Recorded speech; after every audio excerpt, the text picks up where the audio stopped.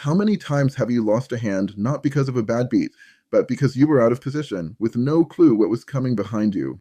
If you're playing too many hands from early position, you're bleeding chips before the flop ever hits the felt. I'm Terry Wood from PokerRailbird.com, and today we're going to break down one of the most misunderstood concepts in all of Texas Hold'em, position.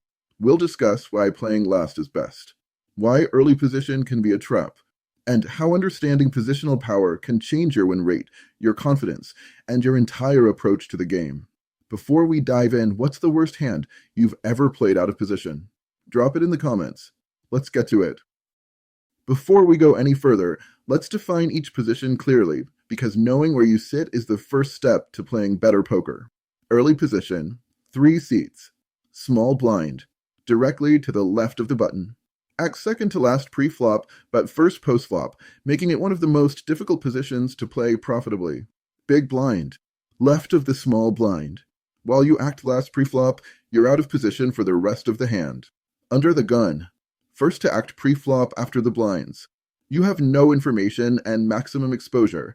This is the worst non-blind position at the table. Middle position, 3 seats. Under the gun +1. 1 seat to the left of under the gun. Still early in the action and should remain tight. Under the gun +2. Slightly more breathing room, but still not ideal for speculative hands. Low jack. Named for being the low jack in a 6 max game. You're starting to inch closer to control, depending on the dynamics. You can start widening your range slightly. Late position, 3 seats.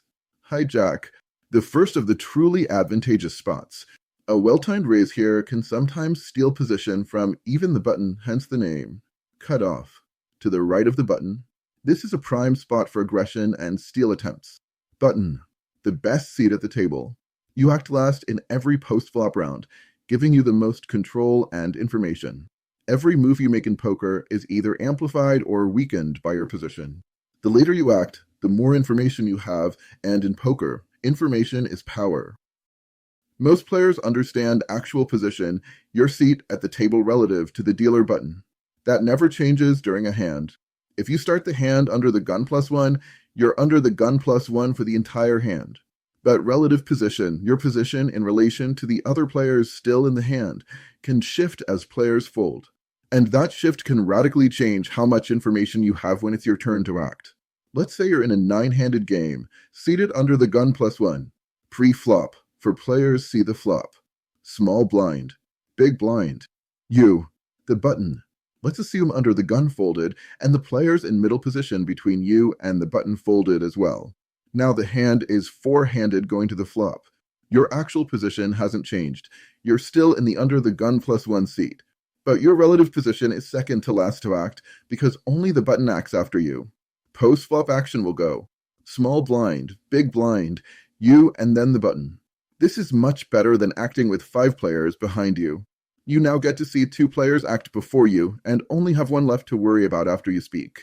Now imagine the opposite. Let's say the button, cutoff, and hijack are still in the hand, but the small blind and big blind both fold. You still have the same seat, under the gun +1, but now 3 players act after you. You've lost your informational advantage, and now you're first to act post-flop. Effectively, you've become the under the gun player. Relative position is about who's left in the hand, not where you sit. When players after you fold, you gain relative position. When players before you fold, but others behind you remain, your relative position worsens. Being mindful of both your actual and relative position helps you make better, more informed decisions post-flop. Poker isn't only a game of cards. It's also a game of decisions.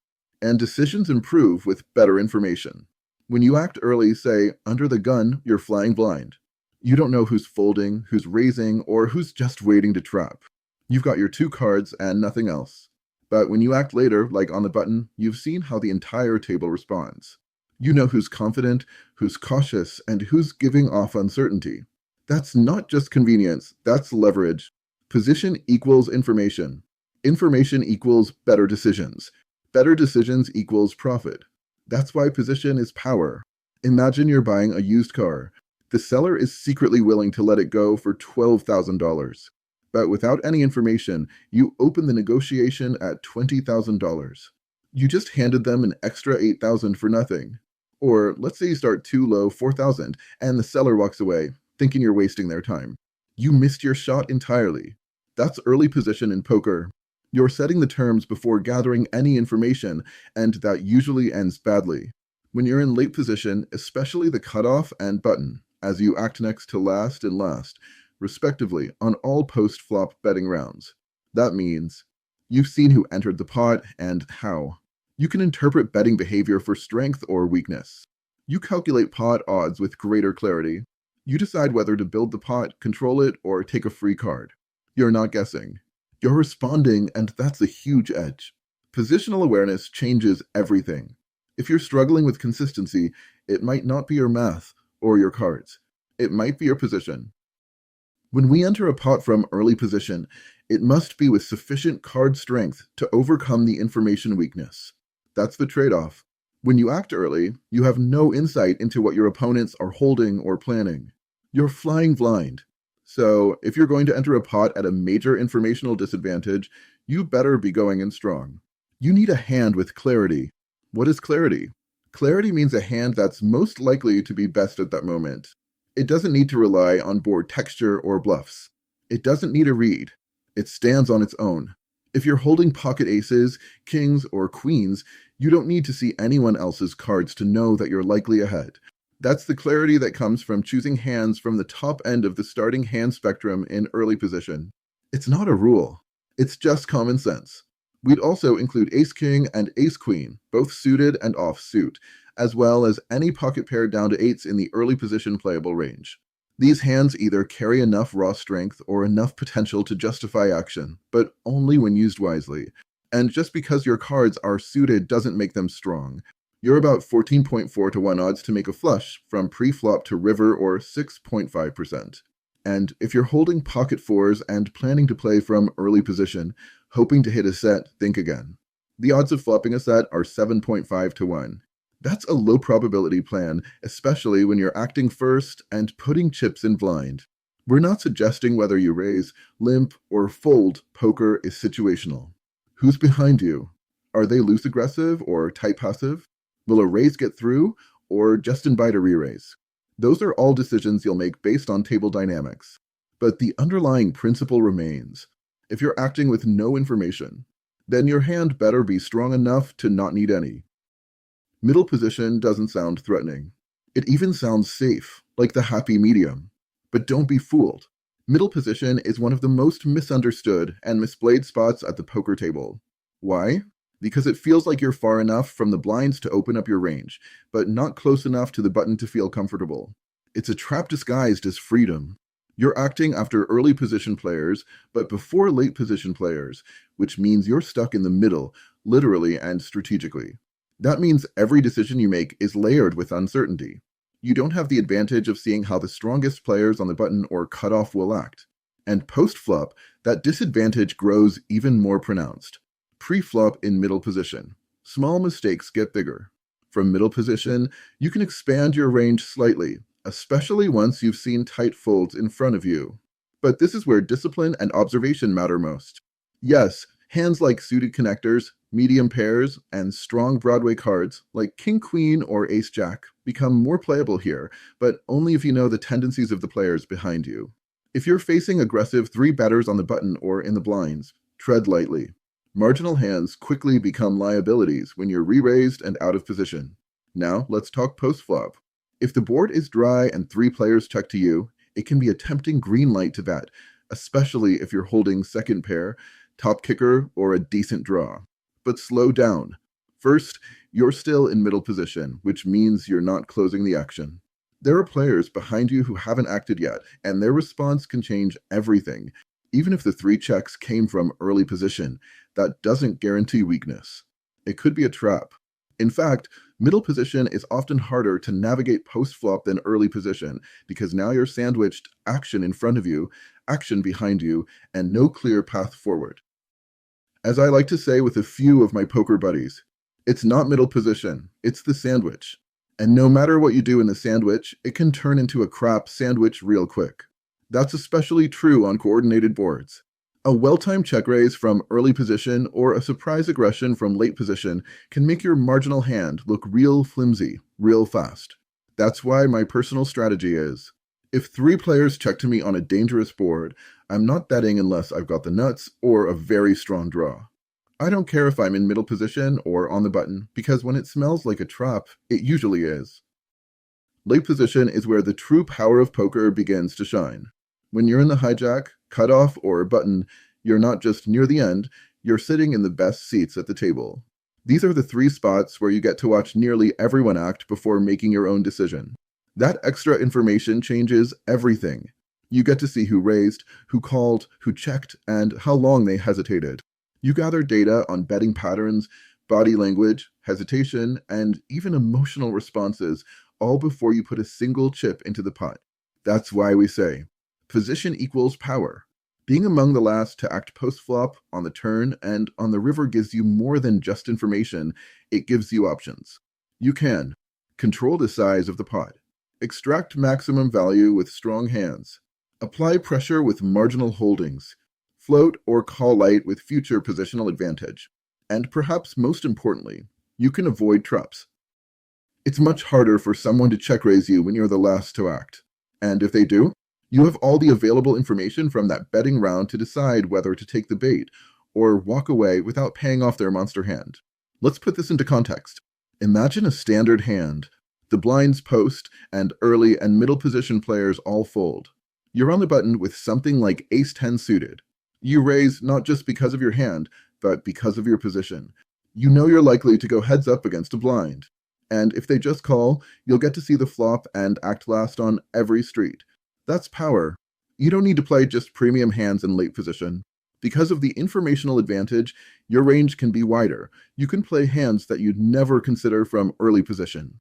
That doesn't mean you get reckless, but it does mean you can steal more pots, bluff more convincingly, and apply more pressure. Let's flip it around. If you're out of position, you're often guessing. If you're in position, you're often dictating. Position is how you go from being reactionary to being strategic. And late position is your strategic headquarters. It's where everything you've observed comes together, reads, range assumptions, pot control, and timing. Don't just play your cards. Play your position. That's where the profit is. Let's go back to early position for a moment. In that segment, we talked about entering the hand with clarity, strong, high-value hands that can hold up against pressure and support aggressive action with no information. And you might have noticed, we didn't include hands like King-Jack suited or Jack-10 suited. That wasn't a mistake. It was by design. These hands may look playable, but they don't belong in early position. And here's why.